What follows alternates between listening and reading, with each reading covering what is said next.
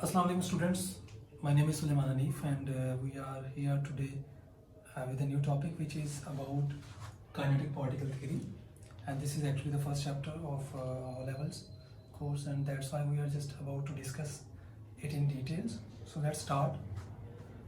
First of all, you must have to know the definition or the word meaning of the kinetic particle theory. If you see that the meaning of kinetic is actually motion. The meaning of kinetic is motion, and the particle is a simple sphere or molecule or an atom, any kind of a very small tiny particle. And theory is actually the statement that has been given about the motion of the particle. So you can say that kinetic particle theory, आप इसको ऐसे भी कह सकते हैं, kinetic particle theory is actually the theory about the motion of the tiny particles. Because we know that each and everything around us is just made up of matter, and matter is composed of very small particles called atoms. And वो जो particles हैं, those particles are always in constant random motion. ये मैं किसने बताया? ये मैं kinetic particle theory ने बताया. So kinetic particle theory क्या है? इन आसान words में अगर बात की जाए तो मैं ये कहूँगा कि kinetic particle जो theory है वो actually छोटे छोटे particles जो मैटर के अंदर बने हुए हैं, जो मैटर को बनाए हुए हैं, उनके बारे में है. और ये कहा जाता है कि these tiny particles are always in constant random motion. तो मैं आपके सामने खड़ा हूँ, I'm static in front of you. तो इसका सीधा मतलब ये है कि मैं भी शॉर्ट मैटर हूँ and I am also composed of very small particles. तो आपको लग रहा होगा कि मेरी स्किन के पार्टिकल्स मूव नहीं कर रहे. स्किन जो है वो किससे बनी? वो मॉलिक्यूल से बनी, मॉलिक्यूल्स एटम से बने. तो atoms and molecules are always in random motion. ये मैं काइनेटिक पार्टिकल थ्योरी ने बताया.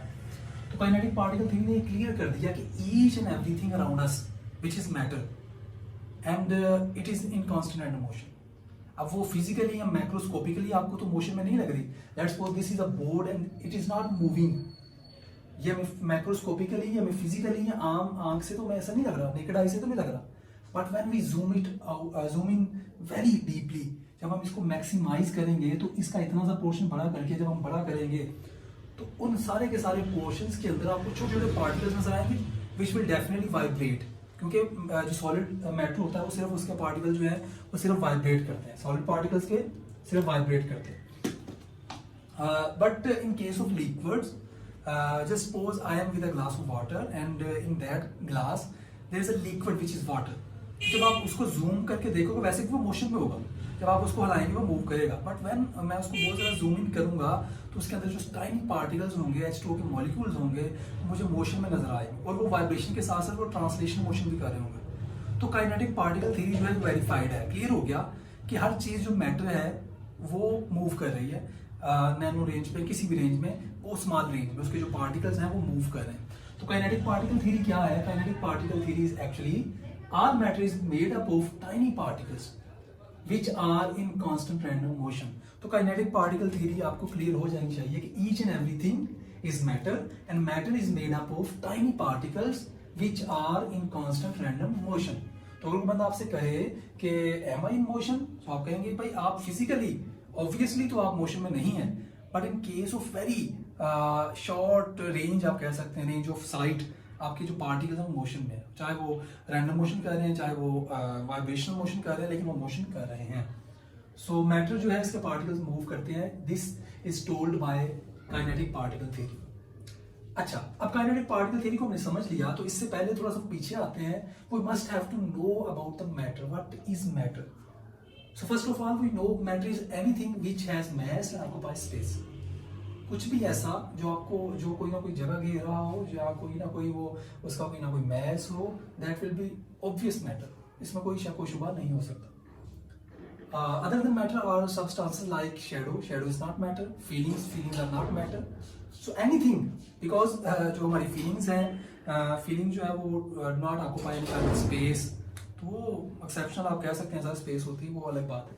सो फीलिंग्स और शैडो वगैरह जो मैटर नहीं है. Other than these two things, इसके अलावा भी हो सकती हैं. Anything which occupies space and has mass is called matter. अब हम थोड़ा सा इसको इलस्ट्रेट करते हैं. मैटर की कुछ स्टेट्स होती हैं कि मैटर जो है वो किन किन फिजिकल स्टेट्स में नजर आता है. तो फिजिकल स्टेट्स हमारे पास ऑब्वियसली हम पढ़ते आ रहे हैं. There are 3 physical states of matter: solid, liquid and gas. Solid, liquid and gas are actually three states of matter, and we know that solid is a substance which has fixed volume. Solid का fixed volume है. अगर आपको board नजर आ रहा है ना, तो board ये नहीं कि आधे घंटे बाद छोटा हो जाएगा या आधे घंटे बाद बड़ा हो जाएगा. इसका वॉल्यूम जितना है उतना ही रहना है. अदरवाइज आप कंडीशन से वो अलग बात है, लेकिन नॉर्मल कंडीशन में, फिक्स कंडीशन में इसका वॉल्यूम फिक्स ही रहेगा. इन केस ऑफ लिक्विड्स आपको वॉल्यूम फिक्स नजर आएगा. Suppose that if you maintain the conditions, environmental conditions, and put your glass on the table filled with water, तो आप 2 दिन बाद भी आएंगे तो वाटर उतना ही रहेगा. चाहे उसके अब ये निगलेक्ट कर दें कि उसकी इवेपोरेशन हो रही है, जो भी अदर थिंग्स हो रही हैं. तो मेंटेनिंग फिजिकल कंडीशंस सेम अगर आप करके देखेंगे तो लिक्विड का वॉल्यूम जो है वो भी फिक्स रहता है, वो भी चेंज नहीं होता. But in case of gases का वॉल्यूम फिक्स नहीं होता. नॉट फिक्स वॉल्यूम फिक्स कैसे नहीं होता? गैसेस का वॉल्यूम चेंज होता रहता है. Let's suppose you are with a perfume, उसकी जो बोतल होती है, जब आप उसको स्प्रे करते हो तो पहले तो आपकी बोतल में वो बड़ा पैक्ड होता है. उसका वॉल्यूम, आपकी बोतल, वो जो गैस होती है उसका वॉल्यूम आपकी बोतल के इक्वल होता है. लेकिन जैसे आप उसको एक्सपेंड करते हो, उसको स्प्रे करते हो, वो पूरे रूम का जो है वो वॉल्यूम ऑक्यूपाई कर लेता है, क्योंकि आपको एक कोने से दूसरे कोने में भी उसकी स्मेल जो है, फ्रेग्रेंस जो है वो आ रही होगी. इट मीन्स वो वहां पे भी पहुंच गया. तो गैसेस जो है उनको जितनी स्पेस मिले उतना ही वो वॉल्यूम ऑक्यूपाई कर लेते हैं. तो गैसेस का फिक्स वॉल्यूम नहीं होता. अब बात करते हैं हम शेप की. तो सॉलिड्स की शेप फिक्स होती है. ये बोर्ड जो है आपको इस तरह रेक्टेंगुलर शेप में नजर आएगा. और अगर लिक्विड हो तो लिक्विड आप ग्लास में डालेंगे, उसकी फिक्स शेप नहीं होगी. ग्लास में डालेंगे तो उसकी शेप ग्लास लाइक होगी. अगर आप लिक्विड को जग में डालेंगे तो उसकी शेप जग लाइक होगी. अगर आप उसको किसी और फ्लास्क में डालेंगे उसकी शेप चेंज होती जाएगी. तो भाईजान जो लिक्विड है उसकी फिक्स शेप नहीं होती, सॉलिड की शेप भी फिक्स है. इन केस ऑफ गैस, तो गैस की भी फिक्स नहीं होगी. पहले आपने परफ्यूम की बोतल में डाला था जिसकी शेप थोड़ी सी इस तरह थी, तो उसने वो वाली शेप ऑक्यूपाई कर ली. जब आपने रूम में उसको एक्सपेंड किया, निकाला, स्प्रे किया, तो उसने रूम की शेप जो है वो ले ली. और एक और स्टेट जो है सॉलिड और लिक्विड और गैसेस में डिफरेंट है. Solids and liquid are not compressible. इनको कंप्रेस नहीं किया जा सकता बिकॉज उनके पार्टिकल्स ऑलरेडी बहुत पास होते हैं. सॉलिड्स के तो बहुत ही पास होते हैं ना, और लिक्विड्स के भी इतने पास होते हैं कि फिजिकली हमें लगता नहीं कंप्रेसिबल है. तो वो भी इतने क्लोज होते हैं उनके पार्टिकल्स कि वो भी कंप्रेसिबल नहीं है. लेकिन गैसेस के पार्टिकल्स बहुत वाइड रेंज में, बहुत डिफरेंट डिस्टेंसेस पे होते हैं, बहुत दूर दूर होते हैं. इसलिए you can say that the gas is compressible. Gas को हम कंप्रेस कर सकते हैं. So these are the main 3 definitions of solids, liquid and gases. We mostly usually know, ये हमें पता होता है कि fix volume, fix shape, fix, ये सारी चीजें आपको ऑलरेडी पता होंगी, इसलिए इनमें ज्यादा कोई है नहीं. Now next thing is that कि जो सॉलिड है उससे हम लिक्विड में कैसे कर सकते हैं और लिक्विड से गैस में कैसे कर सकते हैं. क्या ये states of matter can be interchangeable? Yes, these are. कैसे हैं भाई? फर्स्ट ऑफ ऑल आप देखेंगे कि एक ऐसी आपके पास कंडीशन है टेम्परेचर. आप टेम्परेचर किसी सॉलिड सब्सटेंस को देकर उसको कन्वर्ट कर सकते हैं टू लिक्विड. लाइक आइस ले लें आप, तो आइस को जब आप हीट करते हैं तो आइस सॉलिड फॉर्म में होती है, वो मेल्ट होकर वाटर बन जाती है, विच इज लिक्विड. और आप वाटर को फर्दर हीट करते हो तो it becomes vapours, water vapours, तो गैस बन जाएगी. वाटर वेपर्स होते हैं वो गैस होती है. सो इस तरह temperature is a substance, temperature is a thing actually. Temperature is a thing which is mostly used to change the states of matter. जैसे कि टेम्परेचर चेंज कर सकता है. उसके अलावा प्रेशर भी समटाइम्स जो है वो कर सकता है. For example if you apply pressure on gas, gas will be, the particles of the gas will become very close to each other and इतने क्लोज आ जाएंगे कि वो बिहेव लाइक लिक्विड, और लिक्विड को फर्दर कंप्रेस करके solid में shift कर सकते हैं. But it definitely requires temperature also. इसमें भी टेम्परेचर लगेगा. अच्छा, ये तो 3 स्टेट्स हमने पढ़ ली, 3 स्टेट्स ऑफ मैटर पढ़ ली, सॉलिड, लिक्विड एंड गैस. क्या इसके अलावा भी कोई स्टेट होती है? यस, इनके अलावा भी 2 स्टेट्स हैं, plasma and boss Einstein condensate. तो प्लाज्मा आपको पता है ये भी गैस के पार्टिकल्स की तरह ही होता है, लेकिन इसके अंदर चार्ज पार्टिकल्स भी होते हैं. और उसके अलावा बोस आइंस्टाइन कंडेंसेट है, ये बहुत ही कूल स्टेट में होता है. हम मैटर को बहुत कूल स्टेट में फाइंड करते हैं, तो उसको हम बोस आइंस्टाइन कंडेंसेट कहते हैं. ये भी मतलब है, लेकिन ये इतना ज्यादा नहीं है अभी वैलिड. उसके बाद आगे चलते हैं यहाँ पे थोड़ा सा, because the main purpose of the lecture of today is actually about to know about the kinetic particle theory. तो मैटर क्योंकि इसके अंदर रिलेट कर रहा था, all matter is made up, तो मैंने मैटर को एक्सप्लेन किया. और अब हम काइनेटिक पार्टिकल थ्योरी के बारे में ही आते हैं. कैसे भाई हमें पता चलेगा कि each and every particle of the matter is just moving? तभी तो काइनेटिक पार्टिकल थ्योरी जो है वो वेरीफाई होगी. तो यहाँ पे एक इलस्ट्रेशन दी गई है. आप तो एक फुल किसी डार्क रूम में चले जाएं, फुल डार्क, उस डार्क रूम में आप जब टार्च जो है वो जैसे उसको आप चलाएंगे तो टार्च की जो लाइट का जो बीम बन रहा होगा ना, उस बीम के अंदर आपको कुछ पार्टिकल्स मूव करते हुए नजर आएंगे, डस्ट पार्टिकल्स से। बहुत अच्छा, फॉर एग्जाम्पल मैं जब रूम में हूँ ना तो मुझे डस्ट पार्टिकल नजर नहीं आ रहे, लेकिन जैसे ही तेज beam, sharp beam of light comes into my room, तो मुझे क्या, उस बीम के अंदर मुझे कुछ पार्टिकल्स ऑफ डस्ट नजर आएंगे। तो एक्चुअली वो डस्ट पार्टिकल जो है वो क्या कर रहे होते हैं, डांस कर रहे होते हैं, मूव कर रहे होते हैं। इट मीन्स कि वो जो पार्टिकल्स हैं वो भी मोशन में है। अब वो मोशन में क्यों है? अब यहाँ पे आपको मैंने कुछ दिखाए हुए 2 कलर्स आते हैं, एक ये जो स्टार से बने हुए हैं रेड कलर के, और कुछ बॉल स्फेरिकल बने हुए हैं। जो स्फेरिकल बॉल्स हैं एक्चुअली एयर पार्टिकल्स हैं, ये जो रेडिश से कलर के आपको नजर आ रही है डस्ट पार्टिकल्स। अब एयर पार्टिकल्स तो बहुत छोटे होते हैं, हमें नेकेड आई से नजर नहीं आ सकते, तो हमें तो सिर्फ डस्ट पार्टिकल्स ही नजर आएंगे, लाइट, वो भी लाइट में, क्योंकि जब उन पर लाइट पड़ती है तो रिफ्लेक्ट करते हैं लाइट को, जिसकी वजह से हमें वो नजर आ रहे होते हैं।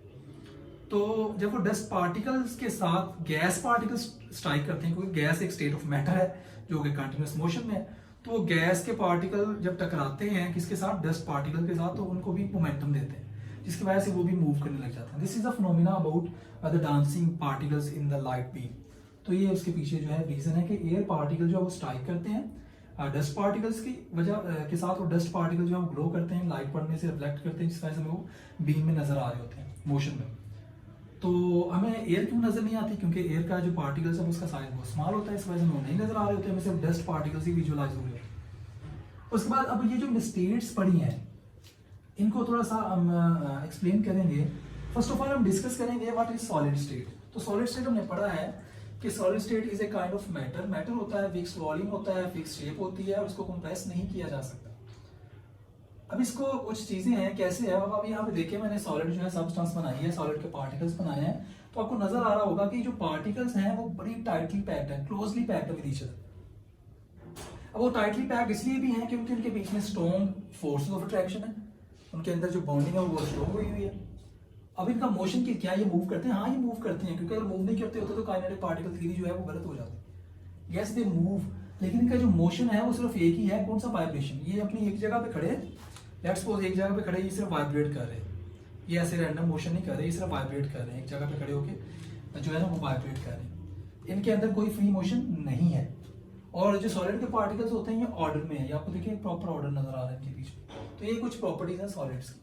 उसके बाद अगर हम बात करते हैं लिक्विड की, तो लिक्विड स्टेट के अंदर जो पार्टिकल्स आपको नजर आ रहा होगा, एक तो ऑर्डर नहीं है इनमें कोई, जैसे इनमें ऑर्डर है इसमें ऑर्डर नहीं है, देखिए रैंडमली वो पुट हुए हैं particles.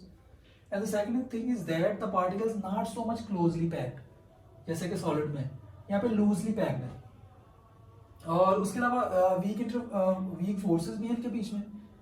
So this is about liquid आप कह सकते हैं। उसके बाद ये ट्रांसलेशनल मोशन भी करते हैं, रोटेशनल मोशन भी करते हैं, वाइब्रेशन तो करते ही होंगे। After that gaseous state, what is gaseous state? तो गैसियस स्टेट आपके अंदर आप देख सकते हैं कि जो पार्टिकल्स हैं गैस के वो काफ़ी ज़्यादा डिस्टेंस में एक दूसरे से, और मैंने वॉल्यूम सेम लिया हुआ तो इसलिए ताकि आपको इजीली जो है मैं विजुअलाइज करवा सकूँ।